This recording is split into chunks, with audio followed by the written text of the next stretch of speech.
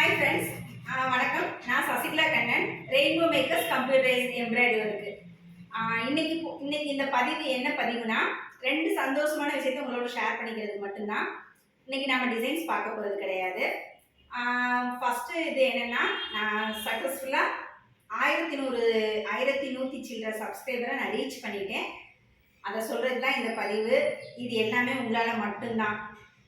நீங்கள் தான் என்னை வந்து அடுத்தடுத்த லெவலுக்கு என்னை என்கரேஜ் பண்ணி என்னோடய கஸ்டமர்ஸ் இது ரொம்ப தேங்க்ஸ் சொல்லிக்கிறேன்.